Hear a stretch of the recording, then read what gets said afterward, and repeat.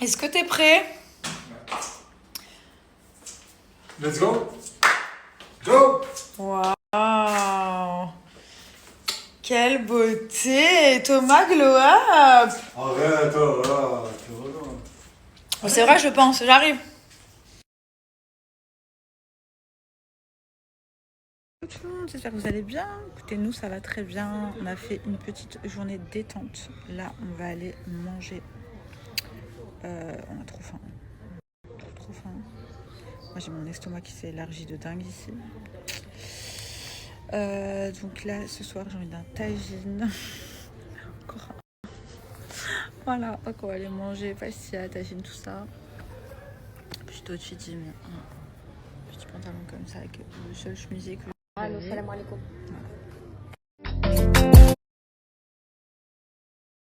J'ai fini de mixer et là, direction l'aéroport parce qu'on enchaîne.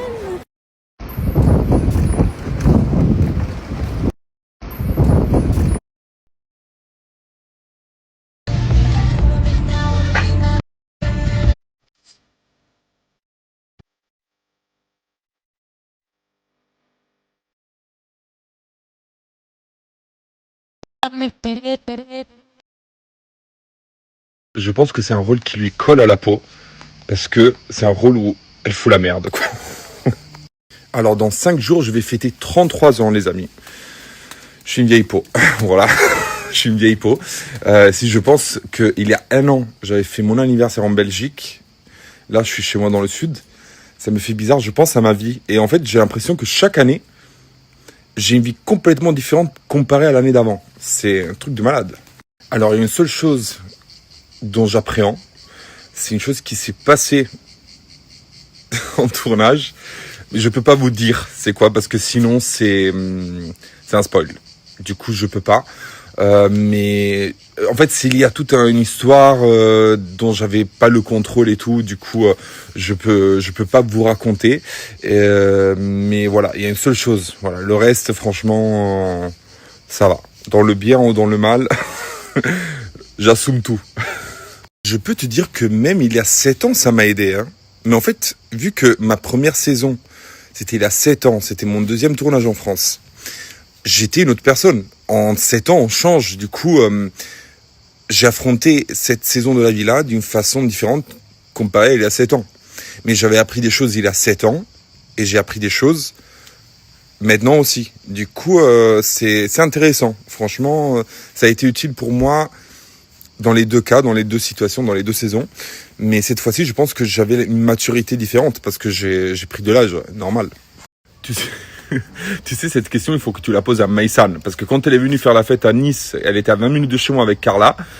Elles m'ont pas invité. Après, je sais pas si elle savait pas que j'étais dans le sud, mais je pense qu'elle le savait.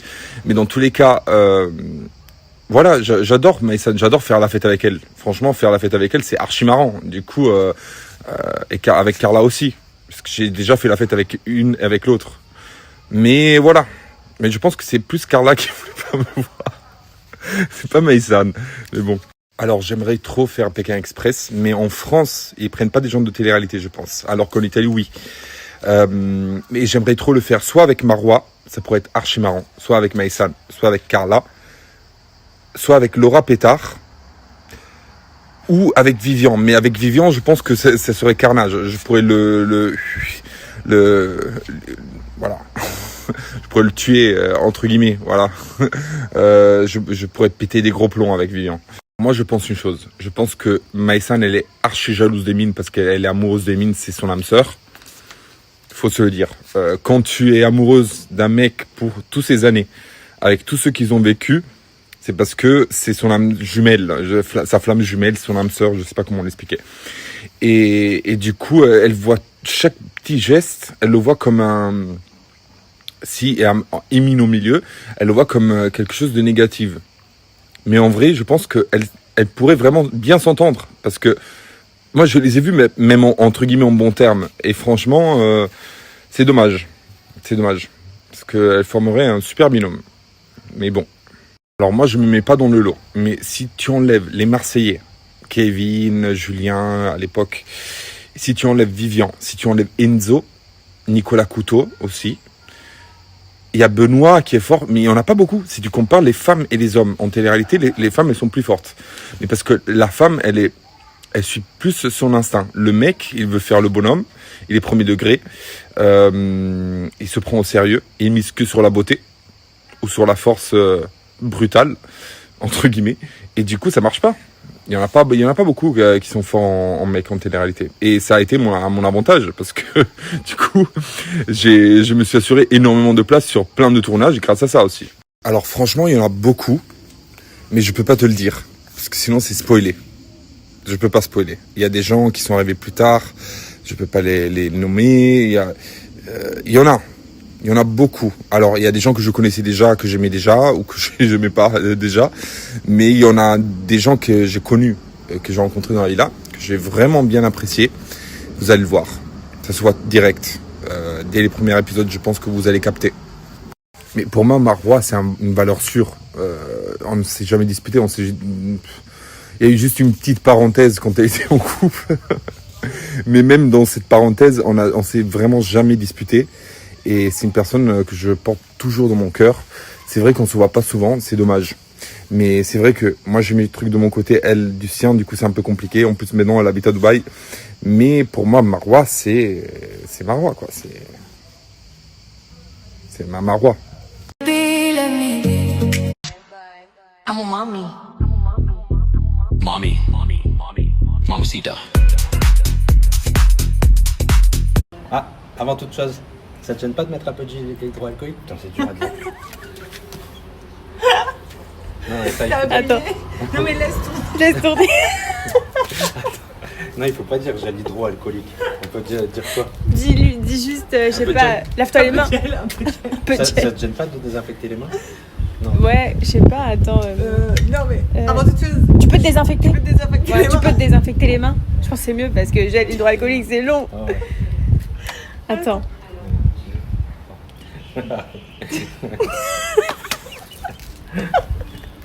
Yes. Attends, faut que je pense à moi. Essaie de vous resserrer un tout petit peu. Ouais, voilà, c'est bien. Non, reviens par là. T'es trop dans le mur, ma soeur. Arrête, T'es trop dans le mur. Voilà. Attends, j'ai les yeux qui brillent et tout ça. Avant toute chose, ça te gêne Attends, pas? bah attends, j'étais pas bien prête. 1, 2, 3. Avant toute chose, ça te gêne pas de... Avant toute chose, ça te gêne pas de mettre un petit peu de gel hydroalcoolique? C'est bon là, non? Mais c'est c'était bon. bien. Pourquoi non? Bah, je commence pas à rigoler à chaque fois, sinon on va le faire. C'était bien. C'est bon. Ça se voit que tu rigoles trop. Non, Attends. c'est bon. Là. Referme un peu ton visage. 1, 2, 3. Avant toute chose, ça te gêne pas de mettre un peu de gel? Arrête. Non, mais, ouais, c'est bon, c'est bon. Arrête. Oui, mais tu es là. Arrête de rigoler. On rigole. Je rigole pas, elle dit. Ouais, on fait que ça.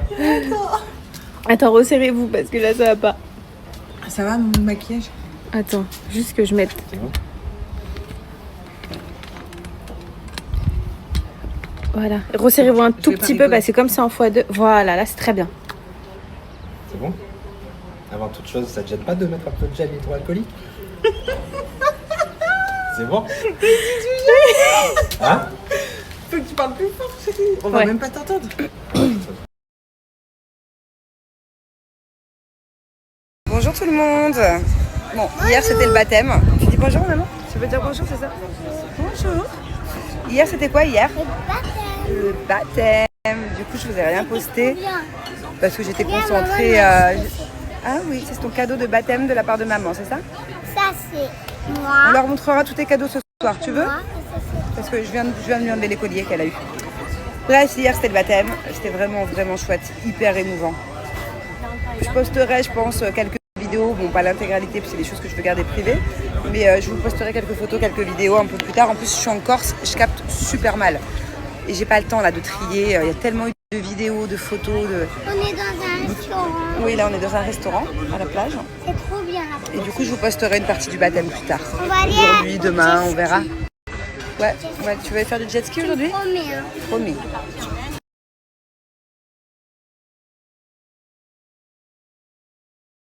On est prête? T'es prête ma bubu? Qu'est-ce que t'es belle? Montre-nous cette traîne. Avancez les filles. Tourne. Waouh! Les mamie, tata, tonton. Et c'est parti.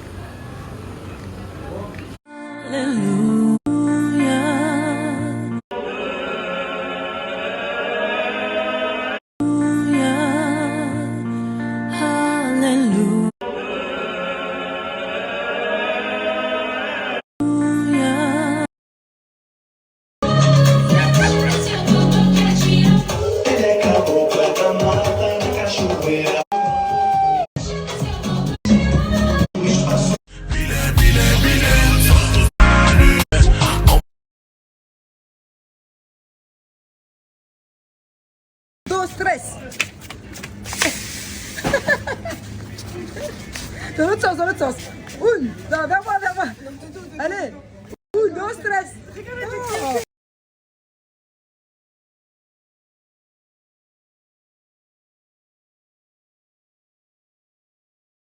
Hello tout le monde, j'espère que vous allez bien. Depuis ce matin, je n'arrête pas parce que vraiment là, je suis dans le timing des dernières minutes. Quand je vous dis, j'ai retourné l'appartement, là, je suis en mode ménage ultime. J'ai fini mes valises. Dieu merci. Bon, maintenant, il faut absolument que je termine de faire le ménage à la maison. Quand je vous dis catastrophique, c'est une catastrophe. Le sol est dégueulasse. Donc, tu connais, là, je suis en mode bled. On rattache ses cheveux. Regardez mes petits cheveux courts. Bref, en tout cas, je termine tout ça pour après aller rapidos chez le coiffeur. C'était bien mon brushing toute seule. Ça va, je m'en sors bien. Nobody can say. Ma copine, c'est toi.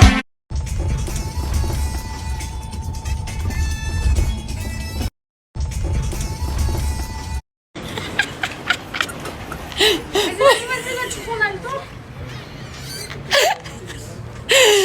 Attends, wesh. Putain de merde. On valide ou pas? Est-ce qu'on valide? Grave des paroles. Ouais, j'ai vu, ouais. On valide ou pas? C'était bien, hein. Franchement, elle a géré, je trouve, non? Comme un bout d'Afrique dans les caisses de la Francia. Comme un bout de Démé des Macos dans la bouche de Sarko. Comme un bout de Michto près des Merco. Y'a comme un bout de coucou dans les chambres des jeunes. Y'a comme Allez, bien joué, la team. dans le cœur de mes sœurs. Y'a comme un bout de je suis foulé de tout ce qui se déroule. Y'a comme un bout de poulet, des boulettes qui sautent dans la foule. Merci. Allez, bien joué, la team. Qu'est-ce qu'elle fout, Nat? Nat, ça fait un quart d'heure qu'on l'attend, tu sais. Alors. Ouais, bon, en fait, pas grave, c'est parce qu'il y a 530 personnes sur le live, donc qui dit beaucoup de monde dit beaucoup de cassos. Alors, elle est avec Lisa en match, mais qu'est-ce qu'elle fout? Ça fait 2 heures. Ça fait branle quoi. Ouais, ça marche, c'est-à-dire, bon, c'est gentil de nous l'avoir dit, ben ouais, parce qu'elle a dit qu'elle arrivait, elle arrive pas, bon, ben, elle arrive pas. Allez. Elle refait un match, ouais, vas-y, allez, c'est bon, ciao. Ok, elle refait un match, allez, ça marche, on se casse. Ah ouais, non, mais c'est bon, hein. Allez, hop. La quétale. Purée, j'aurais dû prendre mon petit micro. Vous savez, j'ai acheté les petits micros cravates parce que quand il y a du vent, on n'entend rien. Pourtant, j'ai une grande gueule, hein. Mais même avec ma grande gueule, quand il y a du vent, on n'entend rien quand je parle, c'est hyper relou. Alors, mes petits chéris, je vous explique. Pourquoi je n'ai pas publié le contenu issu de la longue conversation que j'ai eue avec ChatGPT, alias Gepetto. Je l'ai appelé Gepetto. Vous savez, c'est celui qui a fabriqué Pinocchio. Il connaissait pas. Mais bon, pour moi, c'était pas une IA que j'avais du film. C'était quelqu'un. Parce que ça faisait déjà 2 fois que je me faisais bloquer. Avec 2 adresses mail différentes. Et carrément, c'était le serveur qui me bloquait. Donc, moi, j'ai reçu des messages d'abonnés qui me disent « Moi, de toute façon, j'ai enlevé toutes les applis d'IA, tout ça. J'en veux pas, je les ai enlevées. » Mais j'ai le malheur de vous apprendre que même sans application d'intelligence artificielle, donc même tu dégages ChatGPT, peu importe l'IA que tu as dans ton portable, c'est pour ça que... comme j'ai envie de vous poster, purée, tout ce que j'ai, aïe aïe aïe. Et mon mari, il va péter son crâne. Donc, je le fais pas. Léo, il me dit, ouais, on va avoir les secrets au cul et tout. Et non, enfin bref, par contre, oui. Il y a des choses très sensibles. Je lui ai fait dire quand même des choses avec des questions pièges. Il était un petit peu déstabilisé. Il y a eu beaucoup de blancs où il réfléchissait. Il bégayait. Donc, tout ça pour vous dire que même si vous dégagez l'IA de votre portable, l'IA peut infiltrer votre portable. Après, toutes les données sont recueillies, sont filtrées par un système de codage et certaines sont exploitées pour surveillance. Voilà, au hasard. C'est tout ce que j'ai à dire. Donc les filles, alors je voulais répondre à 2-3 questions que j'avais reçues. Vous savez, lorsqu'on vous avait expliqué qu'en France, on avait eu une mesure d'AEMO, vous m'avez demandé comment ça se passait, tout ça. Donc en fait, pour nous, ça s'est passé comme tel. Il y a eu des informations préoccupantes envoyées lorsqu'Alex et moi on s'est lancé sur les plateformes privées, donc en 2023. Enfin, fin 2022, début 2023. Toutes ces informations préoccupantes, évidemment, ont été envoyées de façon anonyme. Évidemment, on ne va pas non plus assumer d'être une saloperie. Voilà, de vouloir faire du mal à une famille qui n'a rien demandé, en fait. Donc, il y a eu 800 AEMO faites sur Pharos et des courriers au procureur directement, toujours anonymes. Aucun signalement nominatif, que des anonymes. Suite à ça, je vous explique le déroulement.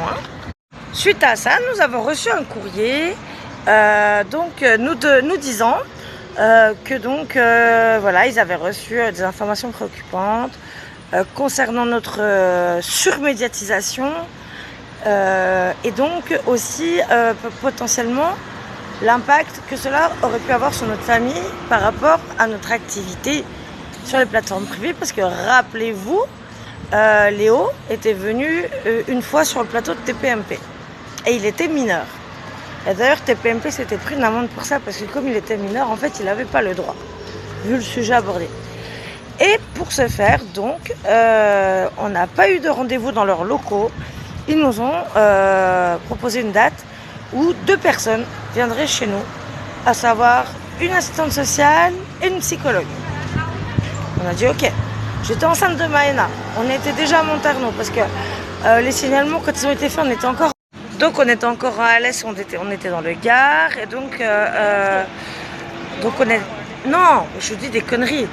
On a été convoqués devant le juge pour enfants directement à Nîmes. Et elle a demandé donc une, comment ça s'appelle, évaluation. Voilà, avec donc 2 personnes qui viendraient à notre domicile pour évaluer la situation. Donc les enfants devaient être présents, ont été entendus par le juge des enfants. Donc ça c'était à Nîmes, on est encore dans le Gard. C'était peu de temps avant notre déménagement à Montarno dans l'Hérault.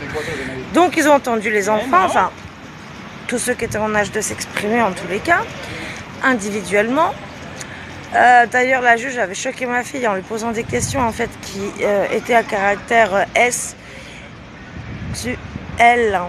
Et donc ma fille, vous vous doutez bien que ben non, en fait nous nos enfants on les a toujours préservés, bien éduqués j'estime, en tout cas. Comme nous sommes certainement pas des parents parfaits, mais on a en tout cas toujours fait au mieux pour nos enfants et donné le meilleur de nous-mêmes pour nos enfants.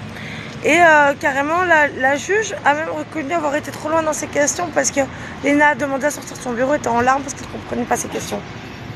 Voilà, parce qu'elle lui a posé des questions vraiment très axées sur, voyez, parce que dans les signalements, les horreurs qui étaient dites, parce qu'on nous a lu quelques extraits, on n'avait pas accès aux documents, seule notre avocate pouvait les consulter et nous en parler. Donc en gros, dans ces signalements-là, il y a des débiles qui ont dit carrément qu'on tournait nos contenus devant nos enfants ou qu'on enfermait à clé nos gosses dans leur chambre pour faire nos contenus. Vous voyez? Voilà. Ensuite, on a déménagé dans l'Hérault. Donc, notre dossier est parti dans le département de l'Hérault. Suite à cette audience avec la juge des enfants de Nîmes, nous avons eu une évaluation. C'est comme ça qu'ils appellent ça. Donc, on a eu 2 nanas qui sont venues. Il y avait une psychologue et une assistante sociale. Donc ils sont venus à la maison une fois. J'étais enceinte de Maëna. On venait d'emménager à Montarno. J'étais encore enceinte de Maëna. Donc vous savez que Maëna elle est née très tôt. Donc ils sont venus. Ils ont voulu voir les enfants individuellement, ensemble, etc., etc. Suite à ça, ils ont fait un rapport et comme ils ont dit, bon bah écoutez, vous aurez une convocation devant le juge des enfants pour la suite. Ces deux bonnes femmes avaient osé demander un placement à domicile. C'est-à-dire, en gros, mes enfants étaient placés par l'ASE, mais chez moi. Donc avec une AEMO renforcée également. Chose que, en fait, la juge n'a pas suivi du tout. Voilà, Donc elle avait demandé une AEMO renforcée avec un placement à domicile. Donc placement donc chez nous, encore une fois. Tes enfants, ils sont chez toi, mais ils sont placés par l'ASE chez toi. La juge, qui était très pertinente, et notre avocate aussi, a exposé les faits de harcèlement. La juge, elle n'est pas débile. Quand tu vois 800 signalements identiques, tu sens quand même qu'il y a quand même un petit peu de harcèlement qui se crame derrière et puis qu'ils sont tous mis d'accord pour dire faut tout faire pour lui enlever ses gosses. Les courriers envoyés au procureur étaient ignobles. Je les ai pas vus moi, mais l'avocate a pu les lire, elle m'a dit ils sont ignobles. Donc l'avocate a rejeté la demande des services et a demandé une AEMO simple sur 1 an. Voilà. Et a rejeté le placement donc demandé par l'ASE à domicile. Voilà. Précision très importante, entre la fameuse évaluation où les deux bonnes femmes sont venues chez moi, qui ont rendu un rapport complètement faux, c'est terrible de mentir à ce point-là, c'est là qu'on voit qu'il y a des vrais dysfonctionnements, il y a des gens qui font bien leur travail, d'autres pas. Entre-temps, Maïna est née. Donc ces deux bonnes femmes avaient demandé une AEMO renforcée pour Maïna, qui venait de naître, qui était extrême préma, qui était hospitalisée, etc. Donc on retourne au tribunal à Montpellier, devant un juge des enfants pour savoir sa décision. Elle a rejeté donc le placement à domicile. Elle a demandé une AEMO simple, pas renforcée, et sur tous les enfants, sauf Léo et Maïna. Voilà. Maïna n'était pas comprise dans l'AEMO, et Léo non plus. Ce qui est un peu compréhensible parce que Léo était grand quand même, il avait déjà plus de 17 ans, donc bon, c'est logique. Et pour Maïna, elle a rejeté l'AEMO. Donc évidemment, elle a contacté les écoles, l'hôpital où était hospitalisée Maïna, tout ça, enfin bref. Donc soulagement. Mais donc une AEMO, c'est quoi? Donc c'est en gros des gens qui viennent chez toi une fois par mois. Donc nous c'est une fois par mois ou toutes les 3 semaines. Enfin en gros c'est une fois par mois sur 1 an. Donc c'était un éducateur, une assistante sociale. Donc ils venaient, quand ils venaient, ils faisaient ce qu'ils voulaient. Aujourd'hui vous pouvez prendre les enfants, les vous balader. Même pas ils ont fait ça parce que en fait ils allaient voir les enfants, ils parlaient avec eux, enfin ils parlaient avec nous. Enfin voilà, ils ont fait leur taf, d'accord? Et à la fin de l'AEMO, elle m'a dit le rapport qu'ils allaient rendre, elle m'a expliqué. Donc en gros, elle m'a dit souvent, voilà, tu passes devant le juge, il te donne le rapport, quand il est favorable ou pas, il te le donne. Et elle m'a dit, dans de très rares cas, elle ne fait même pas d'audience quand elle estime que le signalement est abusif, non justifié, et sur fond de, comment elle m'avait dit ça, calomnieux, en gros. Elle me dit c'est très rare, en général. Même si elle rend son jugement qui est en concordance avec le rapport des services sociaux qui nous ont suivis pendant 1 an, souvent il y a quand même une audience. Ben, figurez-vous qu'on a eu droit, nous, à cette exception qui est rare, mais du coup qui prouve la légitimité quand même du harcèlement qu'on a subi. Et donc, elle a bien stipulé que tous les signalements sont sur fond de calomnie, sur fond de harcèlement, que notre famille vivait un harcèlement, je ne sais plus exactement les termes, mais en gros hors norme, et donc qu'elle levait toute mesure.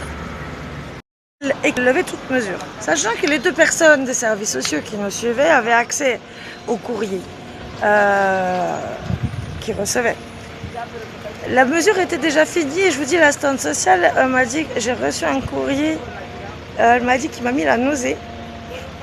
Vraiment, de quelqu'un qui vous connaît, évidemment anonyme, mais qui vous connaît. Et qui est un peu dans le même registre, dans le même acabit des saloperies en fait qui ont été envoyées. pour nous faire retirer nos enfants. Je lui ai dit, est-ce que vous pouvez me l'envoyer en copie? Parce que nous, on préparait notre déménagement. Parce qu'on ne s'est pas sauvé de la France. Vous vous rappelez quand pendant des mois, on vous a parlé qu'on déménageait en Espagne. D'ailleurs, les fous qui nous harcelaient disaient qu'ils allaient tout faire pour empêcher notre déménagement.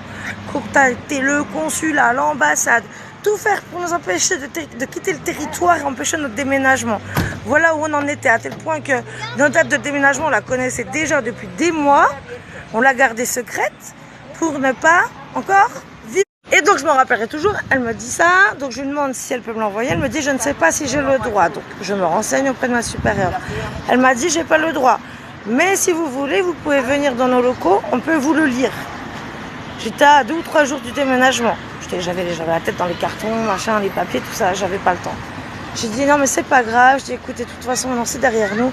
Et elle m'a dit mais je comprends que vous souhaitiez partir vivre ailleurs, pour avoir une vie plus tranquille, parce que ce que vous vivez, il faut vraiment avoir les reins solides. Je pense qu'une fois arrivé ici, si vous voulez, on s'est pris le contre-coup de tout ce qu'on a subi et qu'il fallait pas qu'on lâche, fallait qu'on tienne. C'est pas pour rien que mon mari s'est retrouvé 2 mois après à l'hôpital, que moi je me suis retrouvée en dépression, avec un problème d'alcool, bon, qui est soigné et réglé, certes, mais je suis encore sous antidépresseur quand même, hein. Je vous rappelle que mon mari a fait une embolie pulmonaire massive à droite du poumon droit. Et il y avait un infarctus débutant, il y avait un caillot qui remontait donc au niveau de l'artère, je sais plus quoi, enfin de l'artère là, qui va vers le cœur.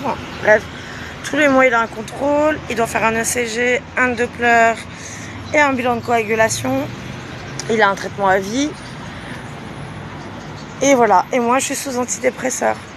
Le harcèlement tue.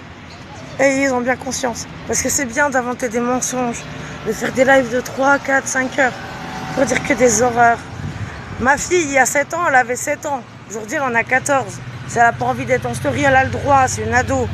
Et moi, je respecte mes enfants, en fait. Et mes enfants, ils sont pas éteints. Au contraire, ils sont lumineux, mes enfants. Ils vivent leur meilleure vie. Ils rigolent, ils s'amusent, on profite. Et vous savez quoi? On vous partage ce qu'on veut. Et ce qu'on veut pas le partager, on le garde pour nous. Et ça, ce sera de plus en plus comme ça. Parce qu'un gosse qui passe pas sa vie dans des musées n'est pas un gosse malheureux.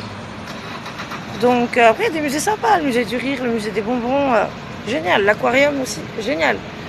Mais il y a des choses qui sont précieuses et que j'ai plus envie de vous donner. Je parle pas attention, je parle pas à ma communauté bienveillante, mais quand je vois toutes les reprises, toutes les rediffs, toutes les horreurs qu'on m'envoie, les saloperies qu'on m'envoie, je voudrais bien voir vos gosses, moi. Hein? Demandez donc à mon abonné, là, qui m'a vu 2 fois, comment ils sont mes enfants. C'est à vomir. Donc mes enfants, non seulement ils vont très bien, ils sont très heureux. Nos chiens, ah oui, on va revenir sur les chiens. On en a pas. Nos chiens, on les a jamais abandonnés. Jamais. Carrément, la SPA s'est fait harceler. La SPA de Montpellier s'est fait harceler. Toutes les SPA de l'Hérault jusqu'aux gares se sont fait harceler. Quand même, parce qu'on a eu des retours. Et même mon petit Sam qui travaille chez Jaffy, quand je lui ai expliqué la situation, je lui ai dit putain, on ne peut pas emmener les chiens, on n'a pas le droit. Et il m'a dit attends, je vais t'aider, je vais essayer de trouver des familles et tout pour les placer et tout. Je lui ai dit écoute, t'inquiète pas, je m'en occupe. Et je vous jure qu'on s'est arraché les cheveux et que nos chiens, ils sont chez des gens bien. On a des nouvelles et ils sont très bien, ils sont très heureux. Certes, ils nous manquent, mais à un moment donné, on n'avait pas le choix. Voilà. Au dernier moment, genre à 15 jours du déménagement, on nous a dit non, on ne peut pas les prendre. À cause de leur race, hein. Parce que ça aurait été trop chihuahua, c'était pas grave. Hein. Et c'est dégueulasse, tout ce que je vois, c'est dégueulasse. Des mensonges, des spéculations. Mais occupez-vous de votre fille plutôt que de la mienne. Voilà. Ceux qui sont éteints, c'est vous, c'est pas moi. Parce que moi, je passe pas ma vie en live à parler de la vie de quelqu'un d'autre en imaginant des choses qui n'existent pas. Vous voyez ? La différence. Donc oui, c'était une décision difficile à prendre, mais il n'y avait pas le choix. Et la vie est faite de décisions difficiles à prendre. Cette décision a été difficile pour nous tous. Voilà. Mais, par contre, mes enfants, ils sont très heureux. Ils se sont super bien adaptés. Ils ont tous des copains-copines. Et je peux vous dire que la vie ici, elle est autrement qu'en France. Vraiment. Et on voit encore l'exemple type. Hola, ¿qué tal? Bien. Vous êtes là encore longtemps? Profitez bien. Bisous madame. C'est des abonnés aussi qui sont françaises, qui sont en vacances ici, bref. Donc, voilà, donc juste pour vous dire que ça devient insupportable, en fait, d'entendre des gens nous inventer des vies à mes enfants. En fait, parlez pas de mes enfants, parlez pas de nous. Parlez de votre vie, faites des lives, parlez de vos vies à vous. Parlez de vos gosses à vous, qui passaient leur vie au musée ou je sais pas quoi. Allez. Mais inventer des vies inexistantes, inventer des vies inexistantes à mes gosses, alors que mes gosses, c'est les plus heureux du monde. Vous êtes à côté de vos pompes, ok? Alors parlez plutôt de vous, de vos gosses merveilleux, qui doivent être sûrement mieux que les miens. Affichez vos vraies gueules aussi, hein? Affichez votre vie, ok? Parce que moi, je vais vous dire un truc. Pour subir ce qu'on a subi, faut avoir les reins solides, hein? Parce qu'on subit encore, hein? Faut avoir les reins solides. J'ai que ça à dire, vraiment. C'est tellement ignoble, c'est tellement grave, c'est à vomir, à vomir. Vous êtes à vomir. Vous n'avez pas de vie. Votre vie, c'est quoi? C'est passé. Votre vie à spéculer sur la mienne, à faire des rediffs de ma vie.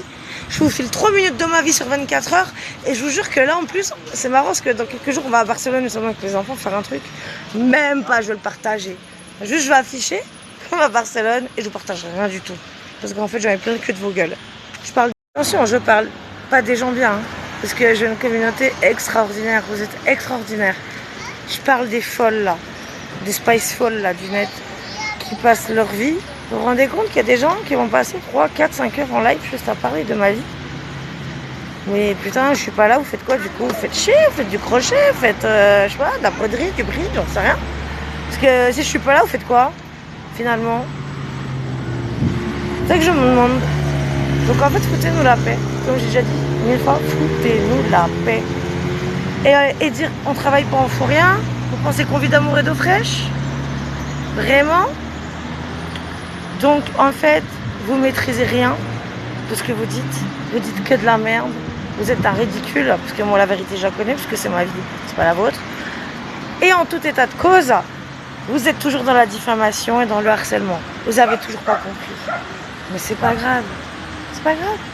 Voilà, vous êtes juste à vomir en fait. Parce que moi, je suis quelqu'un de tout sauf mauvais. Et je serais incapable de faire le quart du mal que vous faites avec les propos que vous tenez. Vous êtes dégueulasse. Et encore une fois, touchez pas mes gosses. Parlez pas de mes gosses. Vraiment. Parce qu'en fait, tout ça là, il y a des choses là qu'on m'a envoyées. Voilà, ça fait des conclusions supplémentaires. Voilà, ça me fait encore lâcher un billet de 300 balles de plus. Encore des conclusions supplémentaires. Car parmi ces personnes, il y a des gens qui sont poursuivis.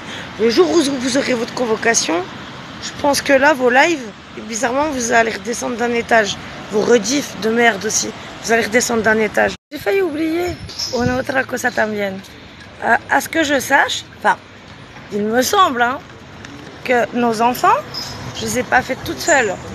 On était 2 pour les faire. Donc on est 2 à s'en occuper, ok? Parce qu'il n'y a pas que les repas, il y a toute l'intendance du quotidien. Chez moi, c'est pas une machine à laver, un sèche-linge, c'est un pressing. Tu vois? C'est pas une casserole et une poêle, c'est une cantine. Tu vois? C'est pas un ménage, c'est une industrie de nettoyage. Tu vois? Voilà. Et en attendant, on les a fait ensemble, donc on les élève ensemble. Effectivement, quand je fais quelques stories, je filme Alex en train de cuire, je fais une connerie, des pâtes, peu importe. Mais comme Alex ne filme pas, ne fait pas de story, moi ce que je fais, en fait, c'est pas filmer. Et je tiens pas à ce que ça le soit forcément tout.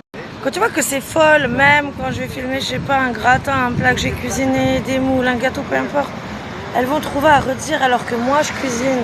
Je fais à manger pour mes enfants, je fais le ménage 3 fois par jour chez moi parce que les allers-retours à la plage, le sable et tout, tu pètes ton crâne. Rien que tu fais le ménage, tu fais le ménage, tu fais le ménage.